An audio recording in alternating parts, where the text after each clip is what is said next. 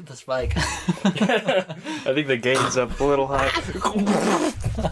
Yeah. It's like a loud pop and then a ringing forever. And then a ton of fucking... What if we just didn't even edit that too? What if we just left it at like 500 decibels? We should, just to see. I don't know why I found that so funny lately, but just the idea of something playing at like 700 decibels or something is really funny. Something mundane like opening a door and it's like 5,000 decibels. It always puts a smile on my face. I like the pipes dropping. That's my favorite one. It drops and goes ding ding ding ding ding ding. I had a video the other day that got recommended that was it was like a Mario Galaxy song, but it was made up of that pipe dropping sound. Yeah. And I put it on in the car and like started to drive to Trey's house and I like listened to it for a good minute before I was like, what the hell am I doing? Like, why am I listening hold on to this? a second, I was fucking still listening. Like, why am I invested in this? And I like had to turn it off and like I had to pull over and cry for a minute and then I went to Trey's house. Yeah. You're like, you're like, okay. I lost faith and I read the Bible and then I got back on the road. You know? Yeah. The best to you from Kmart Radio. KMRT. Anyways, this is the chat. I don't know what the episode this is at this point. I've lost count after like 6 or 7 of them. But I'm Nolan. I'm Kelson. Kelson's my brother from previous episodes of the chat that are unlisted now. They still are on the channel. Yeah, for a good reason. We had to be unlisted. I think maybe someone said something about Hitler that was not great. I don't know who that was. That could have been anyone, really. It is what it is. Do you think you get demonetized for saying Hitler in like the first 5 minutes of a video? I wonder, actually. I wonder how monitored that even is, though. See, it's the way YouTube works now, it's the first 30 seconds of a video. If you swear in that first 30 seconds, you instantly will get demonetized. Really? Right? Yeah, they'll like pull advertising and stuff. It's not that harsh, but sometimes, depending on, they have a new criteria that is, if your video is mostly swearing, it'll get demonetized, even if it doesn't swear in that first 30 seconds. And they say that, I think that the way it's worded is like, if half of your speech is made of swears, but like, What sailor are you? I'd assume that most people going to YouTube and the internet know that there's going to be swearing. Well, yeah, I would hope so. I mean, it's like you said, the internet. I mean, dear God, there's so much on the internet. It shouldn't be on the internet, probably, but you know. They're afraid of advertisers pulling the plug. Yeah. Because do you remember when YouTube had like that big like advertiser strike and they had all the crazy stuff going on where like Coca-Cola and all these big companies were like pulling out of advertising because they found out their ads were on videos that were like people are saying like joking videos or whatever, or like racism videos or whatever. Top 10 best racist moments. Top 10 best racist moments. Yeah. Coca-Cola didn't want their name on that apparently, so they pulled that. And then they had to restructure. And then there was the whole COPPA Act thing. COPPA? Do you remember that? It's the children's something. It's a children's something Privacy Protection Act. I think it's Children Online Privacy Protection Act. But anyways, it's just to make sure that kids are actually not watching stuff that they're not supposed to, and specifically that websites like YouTube isn't recommending them things that are bad for a child's development. Right. Like top 10 racist slurs or moments. Yeah. It makes sense. It's logical for them to do that, but I mean at the same time, it hits a point to where, I mean, some people make money off of that, so it's kind of a pain for people to make money off of stuff like that. Anyways, though, Kelson, I'm not here to talk to you about YouTube. Kelson, you are a welder, and I have some questions for you about your job. How was your day at work? It was another day in the life. It's slowly going downhill. This place is on its last leg, is what it really seems like, which kind of sucks because I've been here 3 years. But at the same time, I mean, it was bound to happen, especially with the way management was taking things. So it was bound to happen. Just put it nicely. So. You say that like it's going down the drain and all that, but you're very like calm about it all, which is something I admire about you, because you definitely have the will not to panic. Well, I panicked, but it's nothing that you need to panic for. And I mean, the panic was how can I resolve this, and how can I continue to have a job or create a job or something of the sort. So I mean, I have a solution to what's going to happen and what I'm going to do, so I'm not terrified. And let's say the job was just to end tomorrow, I have connections. I could have a job either the same day or the next day, you know. I mean, I have people I know, so I mean, I don't need to stress because I know that I'm able to continue working and producing money into my pocket. So Yeah. I can have a constant stream of some sort of cash flow. Not necessarily constant, but weekly, you know. Yeah, no, that's a good thing to have for sure. Feels like a lot of the times in the past when, well, I guess it's only really happened once, but definitely when my job was getting shut down, it was like all I could think about. Oh, yeah. It was like all that was on my mind was like, definitely. I don't know what to do after this, you know? The biggest thing is that it's difficult here for your line of work because, I mean, when you get down to it, I mean, there isn't much of an outlet for your line of work specific with a graphic design and all that whatnot. Yeah, there's just not a lot of places for it is the thing, because most of Right. them are already taken. Right, and it's either taken or there's a very slim amount of them from what I can see. And I'm sure there are places, but there's not enough. You know, I mean, with welding and whatnot, there's an ungodly amount of them. I mean, there are people asking me, you know, I'm getting job offers quite often because there's so many different people doing welding business. So, I mean, it's like I have a job to where I could leave today and have a job tomorrow, you know. I mean, I never have to worry about a end to my work because of that. And so, I mean, that's definitely, like, something that's very convenient. But, yeah, I mean, back to you on that. I mean, it sucked because I knew that it was going to be difficult for you to find another place of work like that. Yeah. Whether it was creating it or whatever you happen to do, you know. Yeah, I mean, with welding right now, it seems like welding is definitely a job where you can find positions in a lot of places, but from the way you describe it and the way that it's been popping up lately, it seems like a lot of those positions are getting more and more filled. It seems like a lot of people are moving towards welding. I'd say yes, but I disagree within, you know, being within it. Definitely, it's one of those things to where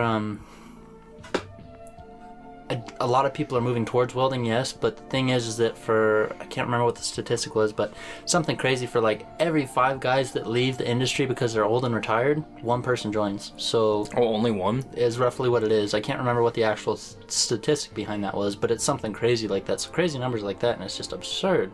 Wow. So the actuality is that it's hard to keep up with the demand. Yeah, and the reason it seems like there's so many people welding right now is because there aren't as many welding jobs. I mean, there's a lot of welding jobs, but there aren't as many as there was because of stuff like the pipeline closing down and other things of that nature, and a lot of things are losing funding right now, so not a lot of people are able to keep up with actually proceeding with, hiring welders. Mm-hmm. So there aren't as many welding roles now that can change in the future, and I know that it's starting to ramp back up slowly.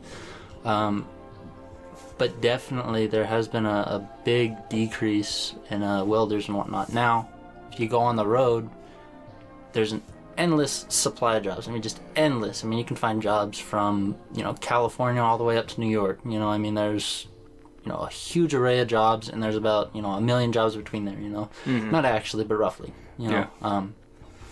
Not even roughly, it's like theoretically.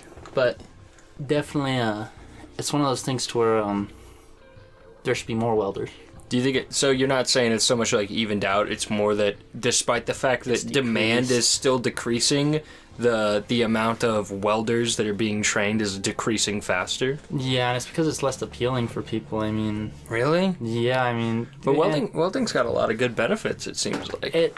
It does, minus the fact that if you're a welder from the age of 18, you're gonna live to like 45 to 55, you know. So I mean, that's the not beneficial for it. But is it that dangerous? Well, I mean, you're burning a rod, and it's burning off cancerous chemicals into the air, and you're constantly breathing it in. So I mean, and the stuff that you do when you're welding, you're grinding off paint, which creates fumes, and when you're grinding off lead paint, lead's not good for you. Or when you're grinding off paint, it creates chemicals in the air that's just not good for you. So I mean, it kills people off, you know. Now, are you saying this from the perspective of someone who should be wearing like a dust mask when they're doing this, but doesn't, or is it a thing of they don't care if you wear a dust mask? Well, the thing is that there's certain regulations to dust masks, and I can't remember how many particles per thousandth that is or whatever in the air, that you have to wear a dust mask or a ventilator Like or a something, a respirator, respirator. yeah. Yeah. I was shouldn't say dust mask, like an actual respirator is Yeah. what you need for a lot of those. There's some welding processes where you have to have it, like if you're welding what is it? Galvanized steel. If you weld galvanized steel, it lets off this like weird white cobweb looking thing. It does. And it's like a physical like cobweb looking thing. It's weird. Yeah. But the smoke from that, if you breathe that in, it'll make you throw up.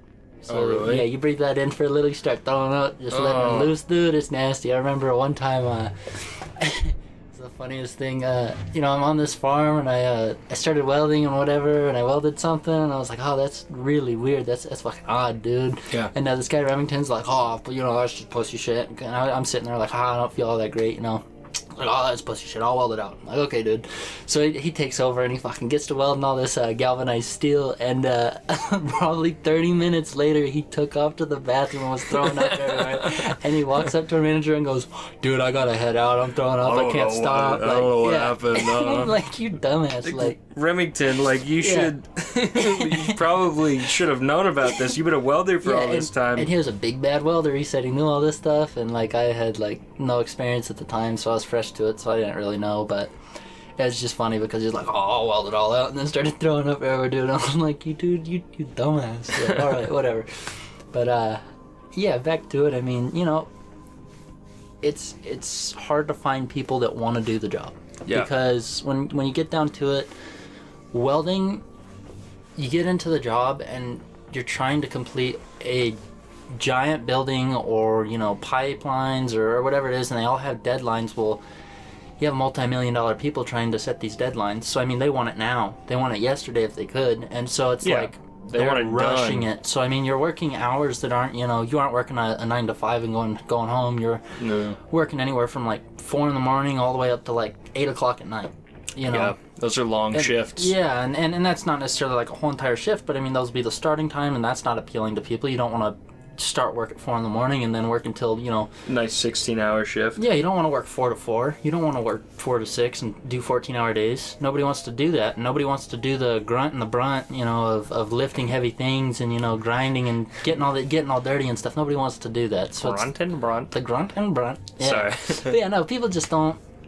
It's not appealing anymore. I mean, I get that. It's like, it used to be cool to be manly and all that stuff, and now it's cool to be a TikTok star.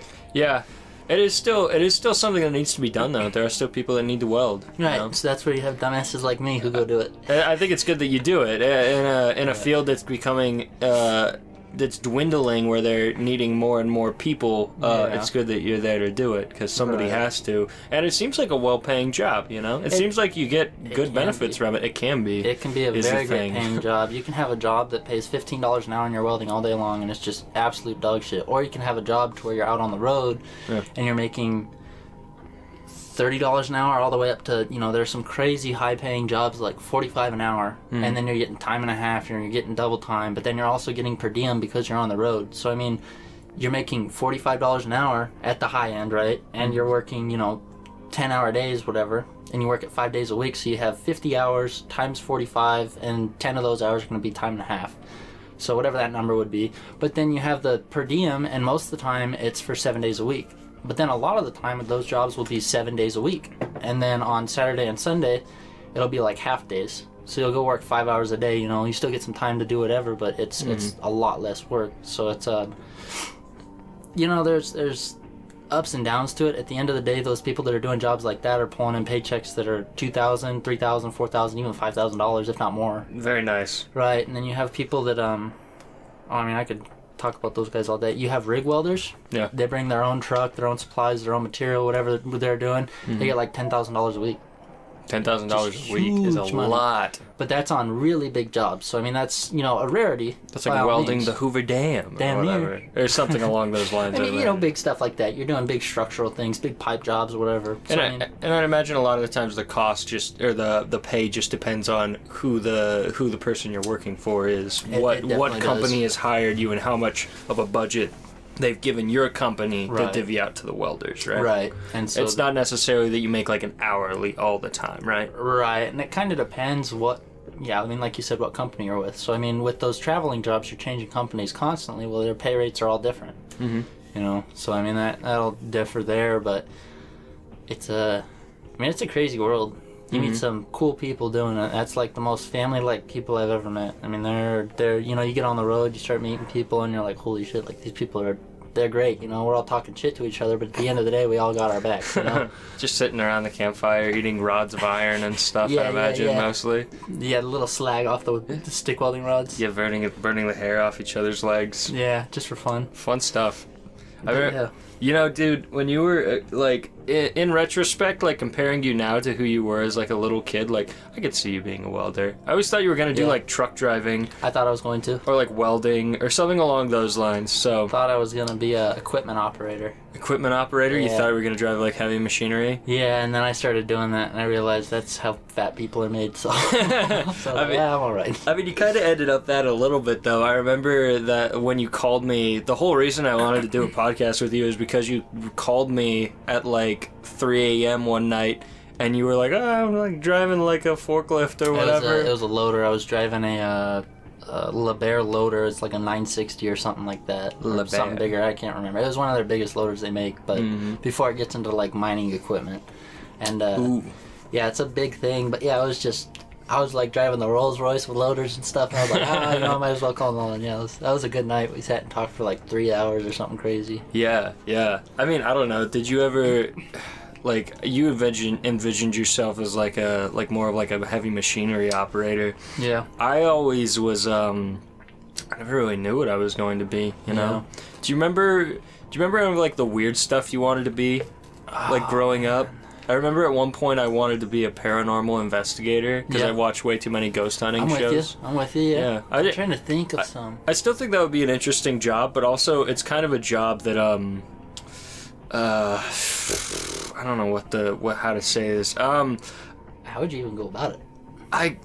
I wouldn't feel like I was doing something good or productive, you know, in retrospect. I think the people out there doing it are very cool, and it sounds like a fun job. Sure, yeah. The thing is, it sounds like a fun job. It sounds like a job where you just suspenseful. You just get to go walk around like cool abandoned places, and I already like doing that. But it's not cool when it's 1 a.m. or 3 o'clock in the morning, and you're like, oh, it's the witching hour, and all of a sudden, go into the basement, Nolan. Yeah, no, and it's like, that's where the axe murderer was. Yeah, that's where he died. And you're like, well, are you sure he's dead? They're like, they never found him. Yeah. And you're like, well, how do they know if he's dead? Like, so, yeah, right over there in that clearing's where we saw the 10-foot-tall red-eyed demon. You want to go in there and, see what's going on? You get in that clearing there? Yeah, I could do that. No, honestly, the paranormal stuff doesn't even bother me. See, it tickles me. I'm a God-fearing man, you know. But, See, I've kind of fallen out of that a little bit. I used to be very much like ghosts are real and like Bigfoot's real, but now I'm more like, I don't know if I believe in any of it. See, you know, I believe in demons. Oh, that's fair. More so, not even like ghosts and Bigfoot, that type of stuff, but like demons. It's reasonable in my mind for my beliefs, but. Yeah, that's fair. That's totally fair. Yeah. I definitely feel like there could be something out there. Yeah, I always thought that would be fun. And I think it would still be fun. I think honestly the people that would be best at a job like that are like skeptical people. Oh, honestly. Absolutely. I think if you get people that are too like believing in everything, then they're more likely to see something that's not there. Right. You know? Absolutely. And I've seen that time and time again. There's a show, sorry, not to talk about paranormal stuff too long. You're good. But there's a show called it was BuzzFeed Unsolved, but then it became Ghost Files.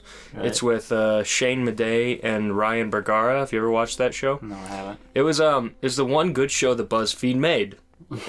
So they just like go and investigate the whole cruxes. One of them, Ryan, is like a believer, and Shane, the other one, is like a skeptic. He doesn't believe in anything. I've seen that. It's a funny dynamic. It's funny, yeah. It's funny just to watch for their dynamic because it's very real. Like a lot of the time they'll go in a place and just be like, "Did you hear that?" And they're like, "No, you're full of shit. There's nothing here." Right. And they'll just like laugh at each other or whatever. But there's a lot of times in that show where they'll catch like an EVP, which is like the voice they hear over things, and it's like, "Are you here?" And you hear like, and they're like, "That said yes." You have a plastic bag like fly past the window and fucking hit the window frame, and they're like, yeah, like, oh, you said something. They'll be like mid talk, like mid conversation, and then in the background there'll be like and they're like, They're like, this could have been Sarah Gellar saying yes or saying murder. Sarah Gellar. Yeah, you hear like the bubbles in their stomach kind of get disrupted, and you're like, oh, he's got an upset tummy. Yeah, if they listen to this podcast close enough, they might hear a couple EVPs of my own. Hopefully. My tummy is just hurting. But yeah, anyways, that was definitely a job that I thought at one point I was going to get into. I'm trying to think. I don't really have anything that, I don't know. A monster truck driver. That was the one job that I always wanted as a kid. That would be a cool job. I was big into Legos and I was big into Lego cars, so I was like, that would be the job. Well, the next best thing was, I was digging in the dirt, playing with my monster truck toys and whatnot, and then I realized digging in the dirt's kind of fun. Well, I mean, heavy equipment people, they get to dig in the dirt, Yeah. So that was kind of my thought with it. It was like, oh, yeah, it'd be cool, dude, fucking digging dirt and stuff and whatever. And then, I realized that is a very boring job. It's cool for the first, What, being a monster truck driver? No, digging dirt and stuff like that. Oh, yeah, being an excavator, yeah. Right. It's fun doing dirt work and stuff for the first, hour and a half, 2 hours, because time's flying and you're digging stuff up. You're like, oh, hell yeah, I'm moving all this earth and whatever. And then it hits a point and you're like, dude, I've fucking scooped the same pile of dirt 78 times. I've been here. Yeah, I mean, I guess that is what that job is. You go there and for 8 hours a day, you're just digging a hole in a track hoe, And it's just, there are times where it's interesting. With my line of work, I've been able to run equipment here, there, and the other place. Mm-hmm. And we dig up trenches to lay pipe in or whatever, and I'm one of the equipment operators because I have experience in it. So I went and I've been the equipment operator. So I get in the excavator and I get to dig out trenches or whatever we're doing, or So I get to run stuff like that or skid steers and all that stuff. So that's fun, but it's fun for a brief period of time. After that brief period of time, it just gets boring because you're like, dude, I've done this day in and day out. I'm all right. With excavating, what that reminds me of is you reminded me that at one point, right after watching The Mummy and Indiana Jones, I was also like, I want to be an archaeologist, Yeah. They make it look so cool is the thing. Because you're running through temples that have never been discovered. And yeah, you're getting shot at. Yeah, and boulders are chasing you and shit, and all of a sudden Russian guys are getting chopped up by fan blades on helicopters or whatever. No, that was a Nazi. That was a German guy. Oh. One of your favorites. I'm sorry, Kels. Sorry. Yeah, R.I.P. Brother Ned. Brother man's down. Dear Lord. But they make it look so exciting, and then you watch actual archaeologists are like, oh, Indiana Jones is a fucking terrible archaeologist. Right. He's disturbing all these sites. He's just he destroys everywhere he goes. He blows up every single temple. All the relics are just destroyed, except for the crystal skull. He's like, oh, hell yeah. Yeah, because that's the biggest thing with archaeology is you're not supposed to touch stuff. You're supposed to go in and you're supposed to catalog things, and you're supposed to get a team of experts to come back with you who can properly tag everything and dust and make sure everything's in place so that they can. Because archaeology is cataloging essentially. It's an interesting line of work. It is. It's very neat. But it's a lot more. Book reading than it is actually going to weird temples and stuff. It's a lot of getting chased by Germans. Yeah, it's a lot of you find this spearhead, and based on the shape of that spearhead and where it was found, you now have to compare it to all these other things to find out roughly what era it fits into and who could have made it and what its purpose was and all that stuff. Yeah, it's just which is interesting in its own right. I can see the appeal in it, but it just does not appeal to me. Yeah, I totally get that. Was there ever a point where you were like, oh, I want to be a welder? Do you still want to be a welder? Is that a thing that you see yourself doing forever? I couldn't say forever necessarily. The point that I was like, I want to be a welder was probably the age of 14 to 15 because I was huge into cars, and I still am, but looking at all that stuff, you have to have a fabricator of some sort. So whatever the fabrication might be, you have to weld it to some degree. Whether it's, unless it's machining, but I get to machine now, so I can machine, I can weld, so I have the important skills, but to at least build car parts. But that was the big thing, was I was like, well, fuck, roll cage costs a lot of money, If I can just weld one out and fab it out my own, you know, why not, you know? Yeah, out of like raw materials. Right, and so I mean, stuff like that appealed to me, and seeing people build race cars, I was watching a lot of stuff on people building race cars, so I was like, this is really cool, you know, this is intricate, this is really just intriguing, and then these people hop in these things and go like 69,000 miles an hour into walls and stuff, and you're like, wow, like, this guy drives great. Straight into a wall? Yeah, and so you're like, that's just absurd that they were able to fabricate something that was that lightweight and that structurally, and the structural integrity was crazy. It went right into that wall, too. Yeah, and Dale Earnhart's dead or something. I don't remember. I can't imagine something hitting a wall at like 69,000 miles an hour. Yeah, that would turn it into atoms. It would just become powder. It would atomize. Yeah, supersonic bang, and everybody's like, ah! Like, yeah! There's just powders in there, powders, you know, phasing through them down here. Dale Earnhardt, poor guy, poor bastard, got atomized. Yeah, but yeah, no, that was the inspiration on that was that I really liked the thought of it. You know, it was cool seeing all these people, you know, make these vehicles and whatnot, and that just was huge. I mean, that was one of the biggest parts about race cars, that you have to have race car parts like roll cages and fabricated arms and this, that, the other. So that was the main intriguing thing. And I remember going to welding school and talking to my buddy that was going to school with me, Michael, and I'm like, dude, we gotta turn your truck into a pre-runner, we gotta do this, that, the other. He's like, oh, hell yeah, we do this. We get all these big ideas about welding, and we were like drawing it out on paper and stuff, and I mean, we never turned it into one, sadly, but you know, if we did, but you had one fully planned, is what you're saying? Roughly. I mean, we had the suspension planned out, and we had some of the roll cage planned out. We're like, oh, this will be badass, and then we never followed through on it, but it's a cool idea. It's a cool idea, but yeah, so I mean, that was the thought, was I can make race cars now, so like, you know, yeah. It's super exciting. It's a freeing thought, isn't it? It's the same with any craft, you know, I'd imagine. Like if being good with woodworking. Like dad is great Phenomenal. at woodworking. Yeah. I can't, like, I could probably make like a cabinet or something if I needed to, and if I really sat down and thought it out. But like, I could be like, hey dad, I need a cabinet for my kitchen right here, and he'd be like, oh, let's do it. And in one afternoon he would have that thing made and like done, and it would be like good and look nice and function. Yeah. That's the appeal of learning any craft, I think, is absolutely being able to take that thing that seems like a machine made it and just be like, I could do that myself. And master it, yeah. Yeah. So I'd imagine like I don't know how many things you've fabricated at this point. Like, can you name like how many things you've made just like for yourself? Countless. For myself, nothing too crazy, but I mean, I've made shift knobs and I made small parts here and there and brackets and whatever, but I've never manufactured a full scale part for like a, you know, lower control arms or anything like that on a car, or like a roll cage or anything like that. But the amount of parts I've fabricated is I mean, it's only been a handful of years, but at the same time, I can't even count on one hand.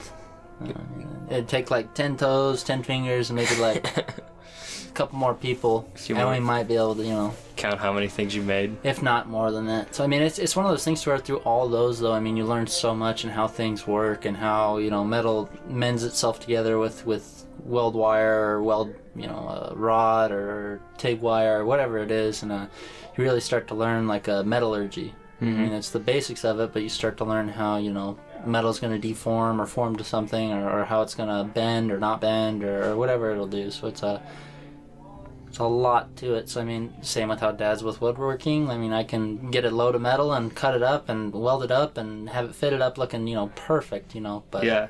In my mind, perfect. It's not actually perfect. it's that familiarity that comes with working with a certain media for an amount of time. Like, you can tell someone in a book like how stainless steel is going to react when you try to weld it, when you try to put a torch to it, but until you actually have that hands-on experience, I'd imagine it's very different. It's very different. Because I'd imagine when you were going to welding school, they would tell you, like, all right, you're going to do this kind of a bead, and you're going to do this when you're welding, like, iron or whatever, you know?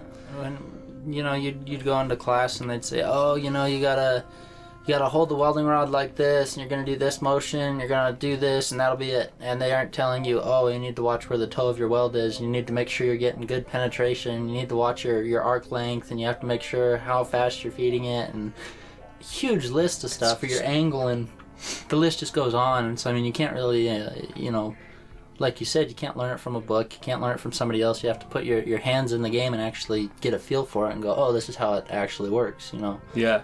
Which is a big thing.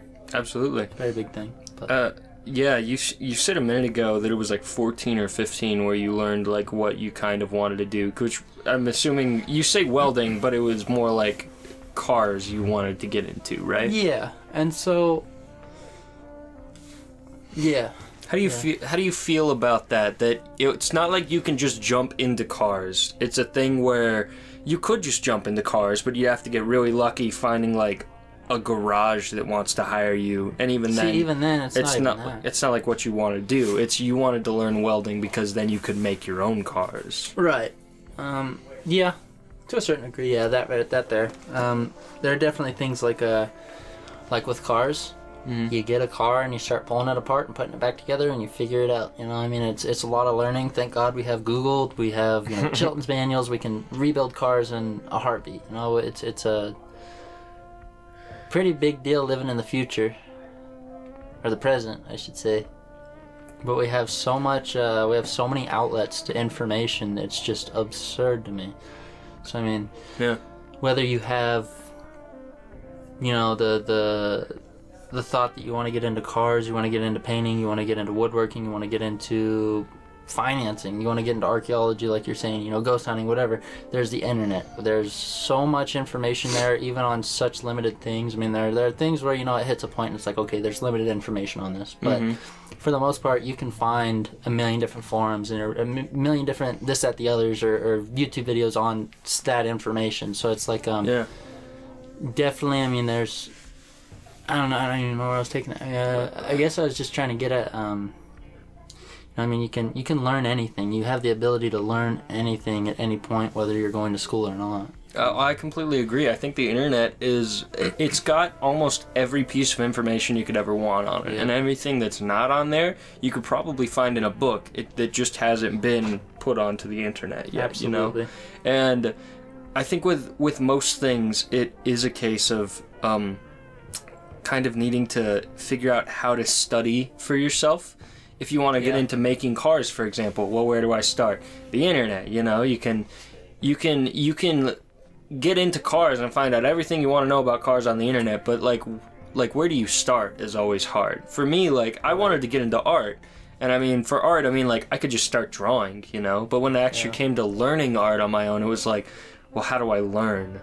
Right. I feel like it's a harder question to ask. For definitely cars, can be. For cars, what? How do you begin to learn cars? You just go, the defibrillator's dead, and you go look up how to change it. No, I mean, you look up stuff. I mean, ways to troubleshoot the vehicle and what's wrong with it. I mean, battery's not charging. Why is the battery not charging? It's probably the alternator. I mean, it smells like there's a lot of fuel in the exhaust. Why is that? It's running rich. Well, why is it running rich? It could be the MAF, it could be your O2 sensors, it could be this, that, the other, the list goes on. It could be a stuck injector, whatever. Yeah. The list goes on, but I mean, you start to figure things out and learn things just by doing it, and hands in the game. I mean, you hear, or you smell that it's running rich. Well, you look it up and you go, well, I'll go see if that's the problem. And you figure out, that is the problem, or that's not the problem at all. Let's move on down the list, And so all cars are kind of the same. Yeah. They all have the same, roughly they all run the same. And whether it's electric, and then you get into diesel, and that's different than or not electric, a gasoline motor. But diesel's different than a gasoline motor.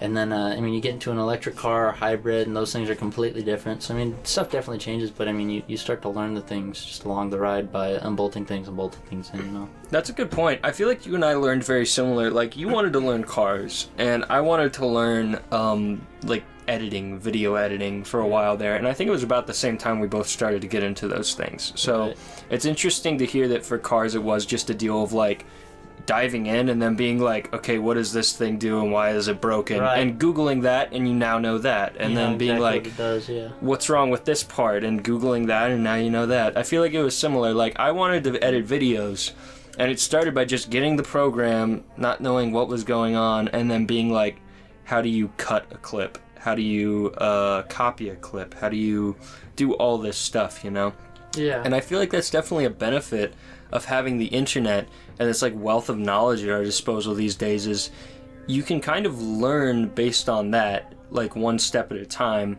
Absolutely. I think it gets a little harder with the internet just because I feel like there's a lot of things to get distracted with.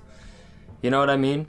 Right. No, I mean, there's a million different things you'll get distracted with, and you start, learning the wrong things and whatnot. I would go on the internet to learn about like how to do like a certain effect in Sony Vegas. Like I wanted to have like mask something, Right. or something, and I would end up spending an hour on YouTube watching Red Letter Media or whatever, just like dumb bullshit, Yeah. Not that Red Letter Media is dumb bullshit. They're funny, but I don't know. Right. No, my distractions were more car things, so I just perpetually learned more. That's healthy. I wish I could say that I learned more by just like lollygagging. I did when I was doing like when I would watch like animation stuff, because that same age, like it kind of happened for me later, but it was like around the same time that you did, like 14 or 15, and I must have been like 16 or 17 is when I was like, oh, I want to get into animation. I want to make stuff like this. Right. Which is something that took forever to actually get to. Oh, I mean, that's a completely different ballpark with the requirements that people have within what they want from somebody. So, I mean, it's definitely hard getting even into it or introduced to it. I mean, it's unrealistic to even consider getting a job in it because it's so hard to get into. You need 3 years of experience everywhere. Yeah. And how? Yeah. How? This was something I was complaining to you about, is like you'll have like entry level positions where it's like even like internships where it's Right. like an internship for like DreamWorks or Adult Swim or whatever, which are very prestigious companies first off, so it's going to be Sure. hard to get in there. But right off the bat, they're like must have 3 years industries experience, 3 years animation experience. There's a lot of things like that where they expect you to have like 3 years experience in all these fields, and it's like, well, this is supposed to be entry level. This is so I can get 3 years experience in all these Right. fields. And a lot of the times it really is either, and this is going to sound terrible, you lie on your resume, Yep. or you exaggerate what you have, Yep. or you know someone. You have a good Exactly. reference. Like if you wanted to get hired at Adult Swim and you were friends with like let me think, JG Quintel or something, and you said, hey, I'm friends with JG Quintel, and JG Quintel backed you up and was like, yeah, this dude's cool, dude. You'd be like, you'd probably hire you on the spot, Absolutely. But then another option to that is, I mean, like, who is it? Psychic Pebbles? Mm-hmm.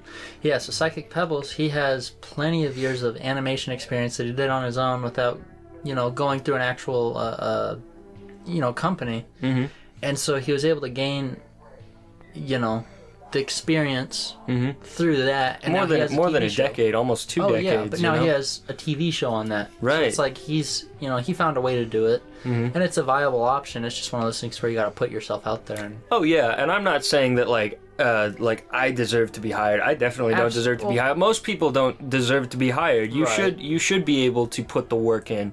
And I think the thing is, a lot of those a lot of those applications will say that, but what they're looking for more than anything is someone who's going to be easy to work with, knows what they're doing, and can get it done on schedule. Right. And can do it well, I Absolutely. should say, is another important thing. Right. Well, that's not even necessarily a requirement. There's some times where you'll have people that like do concept art or something, and they're not even particularly great in all aspects. They might be really good at understanding how like color works and how silhouettes work in like a character design, but they may not be very good at drawing anatomy, so their characters all Right. look very flat. But because you can That's fair. get a general idea, because those other sensors are so strong, you can still hire that person and with confidence have them design God Puss knows what. in Boots 2 or whatever, you Yeah, know. yeah, yeah. Not that the artist behind that is Historical bad. movie. No, they're great, but there's a lot of times you'll see concept art and it's really, really rough, you know. Oh, extremely rough. But that's because you put the best stuff in your Concept, portfolio. good. Yeah, when you're doing concept art, you're just sketching very roughly, very Right. loosely, you know. Right. I think it's definitely a hard industry to get into, but I think it's good that it's a hard industry to get into, because Well, that work and that time that it takes to get up to that point kind of makes you a better worker, I would say. It prepares you, and it shows who's dedicated and who's not, and who has the discipline to put in what it takes and sacrifice the years to get there in order to partake in, you know, whatever job it might be, you know. Yeah. You were talking earlier, we were talking about this in the car, about motivation versus like dedication, and you said Discipline. Yeah, discipline. Thank you. Discipline. And you said something, because I was talking about working and being persistent at a job, and I said motivation. That's motivation. And you corrected me and said that was dedication. Discipline. Discipline. Why do I keep saying Corrected you dedication? again. It's discipline. Yeah, thank you. But yeah, you were no. saying it's discipline. Right. Because you can have a fondness for something, but not necessarily be willing to work on it all the time. You'll get burned out, you know? Right. So, I mean, there's motivation and discipline. And motivation is, you know, you get that random spurt of feeling like, oh, fuck, yeah, like I can complete this. I can conquer the world type of a deal. And so you start just jamming out on whatever you're doing, you know? You start jamming out on making some fucking, you know, like steak and eggs and shit, something weird, you know? Yeah, you can at 12 o'clock at night, you got that motivation, right? Yeah. That 12 o'clock motivation. But then there's discipline, and discipline is, you know, like, oh, I'm going to meal prep this, and you meal prep all week because you're disciplining yourself to do that because you see the benefits of it, you know? Yeah. And so, I mean, it's not enjoyable, you're not motivated to do it, and you hate fucking doing it, but you got the discipline, and you're making yourself do it, you're disciplining yourself to do it, and it's getting done, and you're seeing progress, you know? Yeah. Now, what would you say is like a good level of work? Like, at what point are you overdoing something? Do you can think never overdo it? You don't think so? I don't think so. I think, you know, you get to a point and you're like, fuck, man, like I'm working too hard. You know, I'm not going hard enough, or I'm going way overboard on this. You're never really gonna go overboard. I mean, you're just gonna be a harder worker than everybody else if you're going overboard. You know, I mean, you can't really, you know, put that into perspective. I don't think. I think going overboard is kind of just something that doesn't exist. Because when you get down to it, I mean, if you're going overboard, nobody's fucking keeping up with you. Who's keeping up with you? No, it's true. And so, I mean, yeah, you're stressed out, you're freaking out, you're fucking tired, you want to stop, you want to quit, whatever. But if you're going overboard, nobody's keeping up with you. You're obviously doing something great. It's working out. Now, in your mind, is there a difference between taking breaks and quitting?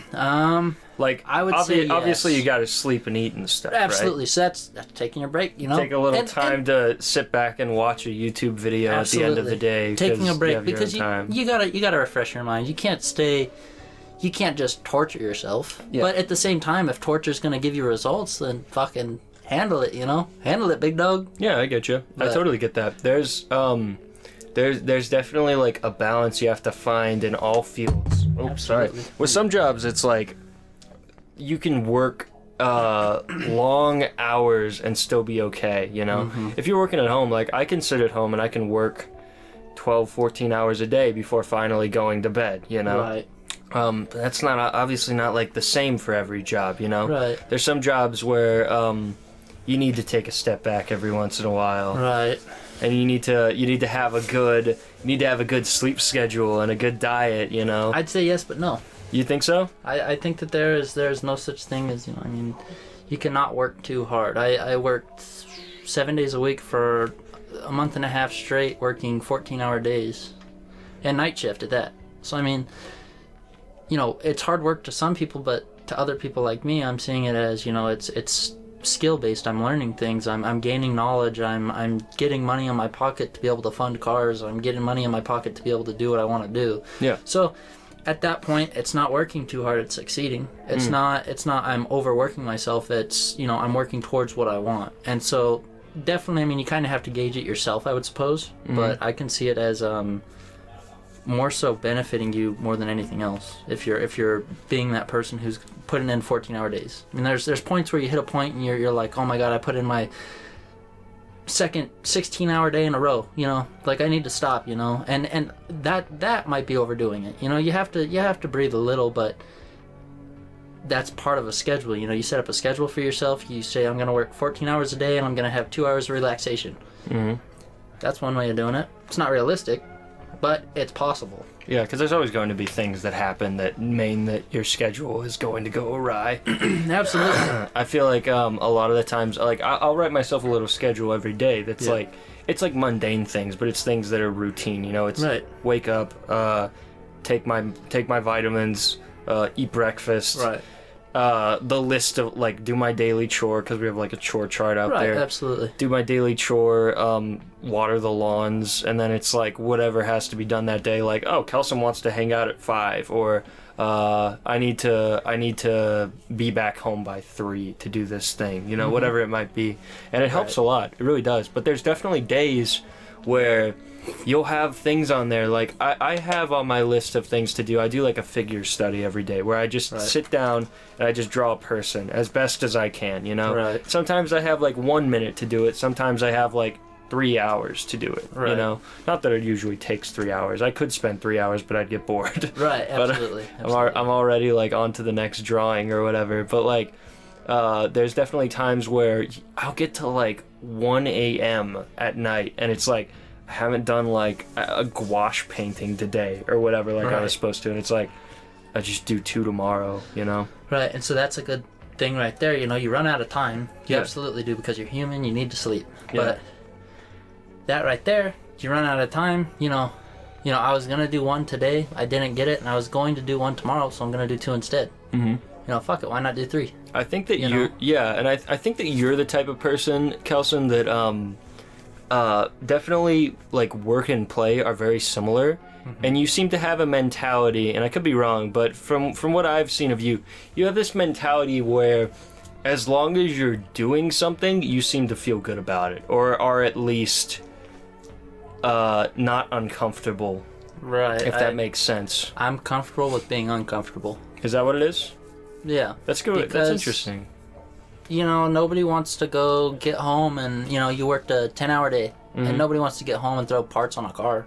Fuck that, dude. I want to go sit down, but I want to go eat junk food or whatever. But then I'd be comfortable, and that's just uncomfortable, dude. So, I mean, if I'm comfortable with being uncomfortable, with being extremely exhausted, I'm still, you know, thinking, I'm tired, I'm working on stuff, I'm wrenching on stuff. I mean, that is where I'm happy. It's where I'm comfortable, you know.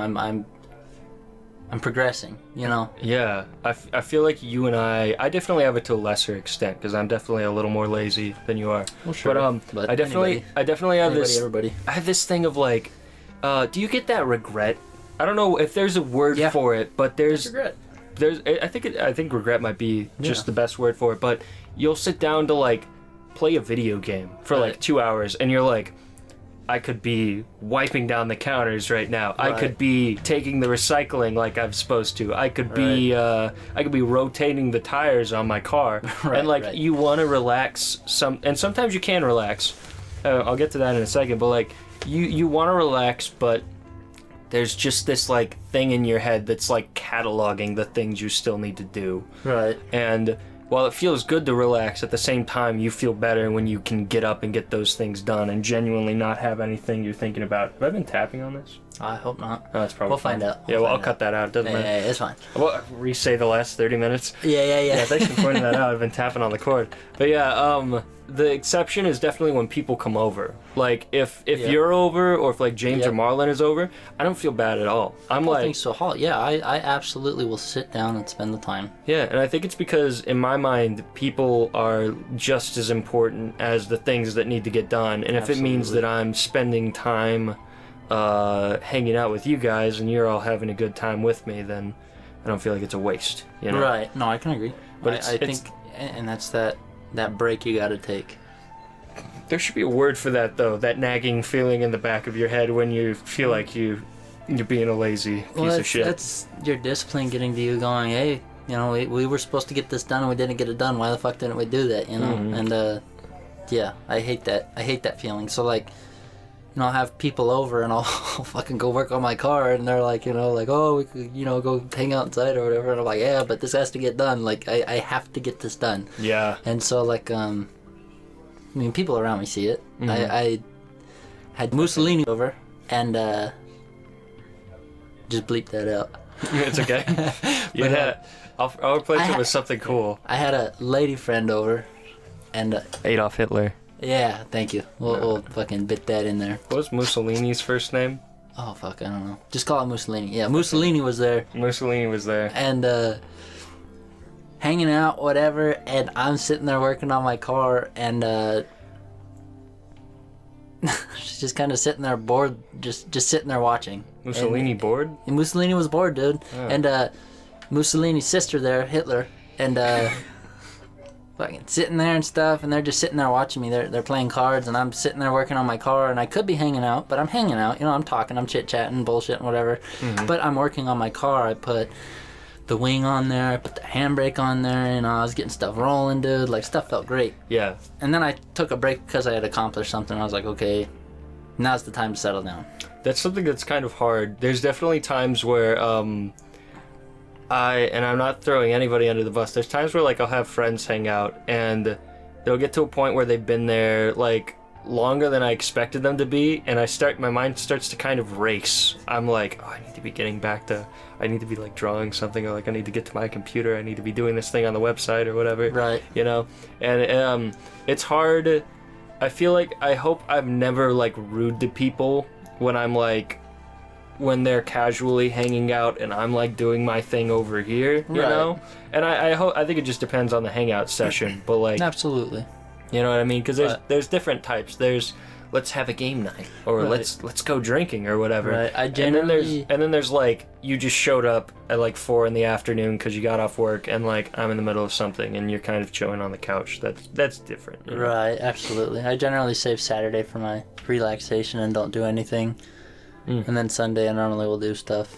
Yeah. But I mean, my schedule's been kind of hectic. It's been all over the place. Oh yeah. And I've been slowing down, and I need to speed back up. And I've been getting on myself in my mind and sitting there going, "Oh, what the hell am I doing?" You know? Well, what have you been doing new lately, Kelson? Have you been doing anything to Working on the cars a lot. And then the one thing that I need to get more consistent with, that I think about it at the worst times possible. You know, it's 12 o'clock at night, and I'm like, oh fuck, I need to read.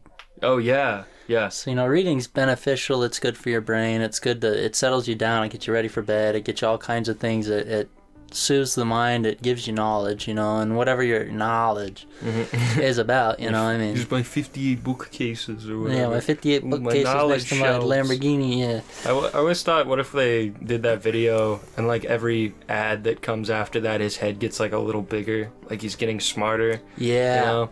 Would you read books if your head got a little smaller every time you Smaller or read bigger? one? Like bigger. Or sorry, bigger. Not smaller. Sorry, bigger.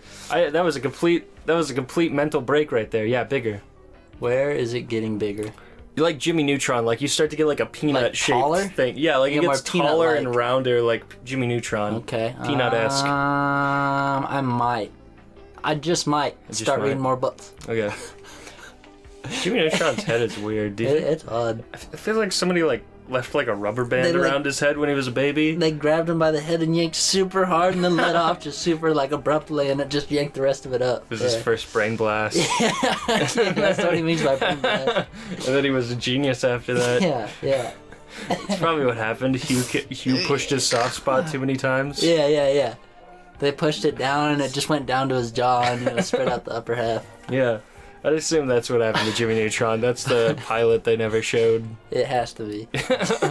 Anyways, yeah, sorry, continue. Oh, where were we even at? You were talking about reading books or something. Oh, but yeah, no, that's my the next thing I want to do, and I'm gonna force myself to do it tonight because we talked about it now. Yeah. Which is good. But that's I'm gonna discipline myself. Not even force myself. I'm gonna discipline myself to do it tonight because I'm not gonna find the motivation to do it. I'll tell you that. Yeah. But if I discipline myself for 2 months straight, 3 months straight, it's gonna become a habit. You're gonna have to just read. Well, I won't even have to read. I'll be like, oh, I can't wait to read. Mm-hmm. You know, or I'll be like, you know, I'll feel incomplete almost if I don't read. If I'm doing it after a month straight or 3 months straight, you know, somewhere in there, you're gonna sit there and you're gonna go, man, I didn't read today. You're gonna think about it. And so, I mean, with that, or waking up early, or going to the gym, or whatever it is, I mean, as long as you can, you know, push yourself to go to that point, you're going to always proceed to go to that point and do whatever it is that might be. I really admire James because James has James is phenomenal. he completely deleted Instagram and Facebook, and he doesn't like go on his phone like hardly at all I anymore. applaud him. When he's at home, he's either practicing piano or reading, or Yep. or watching anime. Anime. But we all have our vices, you know. We have all our things. I'm not gonna judge him. It is what it is. It's all good. So he's still human. It's okay. It's okay. Yeah. Let it slide. But yeah, I really admire that about him. And for a while there, I was pretty good at reading too. I was reading, and it's above my bed still, Wizard of Oz. It's like the first 5 Wizard of Oz books. And just like randomly at Barnes & Noble, I was like, I'm going to read these because like I've been interested in them forever. And I finally finished the first one, and I got like halfway through the second one, and I haven't read in like a month. I have not read in like a month. Right. And for a while there, it was on my to-do list. It was like read for like either read 1 chapter or read for an hour or more if I'm feeling like more, you know? Right. But yeah, I'd like to get back into that because I feel like it's definitely better for you. It's a better way to fill your time than looking at your phone, which is something Force yourself to do it. that I know. And that's something that I'm bad at is like, I'll just like pick up my phone and like go to Instagram without thinking about it. Right. Look at something that, like there's some useful things on there. There's a couple artists that I really like, but for the most part, it like, unless it's like a family member, there's really nothing on Instagram that like I need to look at, you know? I could completely get rid of my phone, I think. Mm-hmm. I And think if I was able to make calls to important people that I need to make calls to, I think I'd be fine. But I mean, I could delete Instagram, Snapchat, and TikTok tomorrow and be fine. yeah, I think it in the future I can definitely see myself going back to a flip phone. Yeah. When I'm a little more established and I don't need my phone for like Google Drive and stuff like that like Absolutely. I need. Even then, you can do it on your phone right now. Just I can't. delete I just those have to things. have the wherewithal to delete it. And maybe getting a flip phone is the ultimate sign that I don't have that that Control. self-control. Yeah, thank you. Discipline. That discipline that you were Discipline. talking about. Yeah. Well, think about how much time you spend on your phone daily. Mm-hmm. Think about how much of it is beneficial and think about how much of it isn't. Oh yeah, like almost none of it is beneficial. None of it's beneficial. I mean, you're going to get on your phone to go look at Instagram, Snapchat, or TikTok. It's to tickle that little thing in the back of my Whatever the brain, hell that it little is, I can't remember. that little dopamine or whatever. Yeah. Get that little dopamine, baby. That little funny button. Yeah. Tickling the funny button in my brain is the problem. See, so that's the downfall, is that people get that and then they get hooked on it and they keep getting that dopamine and they're like, this is the fucking place to be, baby, and they just keep feeding it, and nobody realizes how bad that really is for our brain, because the 3 to 6 hours we spend on our phone a day could be used for God, who knows what. I mean, we could go clean up the yard. We could go, read a book for an hour and a half, and then still have an hour and a half left. We're talking 3 hours of phone time, Oh yeah, And 3 hours is unrealistic for phone time, screen time or whatever you want to say. I mean, mine's been cut down. Mine's been cut down because of work and tasks that I have. So, I mean, that's definitely cut down. That's about my average, but it's because I hit 9 o'clock at night and I sit on my phone for 2 hours. Yeah. I feel like you and I... Like, I can't speak for everyone's experience, obviously, but definitely I feel like I should have heeded Mom and Dad's warnings a little bit about not being on The damn phone. the damn phone all the time. Yeah. Because I definitely feel I don't have as high of attention span as I used to. Yeah. And that's I fair. don't get Studies the same... show that that's true. And I don't get the same enjoyment out of things that I used to. Reading used to be fun. I used to pick up, it could be any book, and I would pick it up and read it. It could be a history book, and I'd be like, oh wow, like the Battle of Waterloo, that's super interesting. It's interesting to know that it happened for these reasons. I can't really do that as much as I used to. And it's definitely become a big problem, and I wish that I had known. I wish there was some way to convince, like, 16-year-old Nolan when he first got a smartphone, like, hey, like, watch out for it, Delete TikTok and Snapchat tonight. Oh yeah, I don't even use TikTok. I'll delete TikTok right fucking now. I don't use TikTok ever. I get sent things on TikTok. Yeah, I do. And I'll too, watch them and give them a little heart. notifications for that's what I do. I don't have notifications either. I'll get a like Brenda will send me a TikTok and they're funny. It's usually like a cat doing a backflip into a volcano or something. But like right. No, Brenda doesn't send that many like cat death videos anymore. It was really bad for a while there. She would send me videos of like people like hitting drifters on the highway. Ooh, and then Stuff. I do like that fucking not even a 360. They're hitting like fucking 27. Who even knows what's at that point? And they're just like. I didn't know there were so many videos of people dying on Instagram or on TikTok. Sorry, until Brenda started showing them to me. Yeah. All of them. Now she just sends me cute cat videos. See, that's therapy right there. That's good. I love you, Brenda. this is the end of part 1. Come back next time for part 2 featuring Kelson and Nolan. Thank you for watching, and until next time.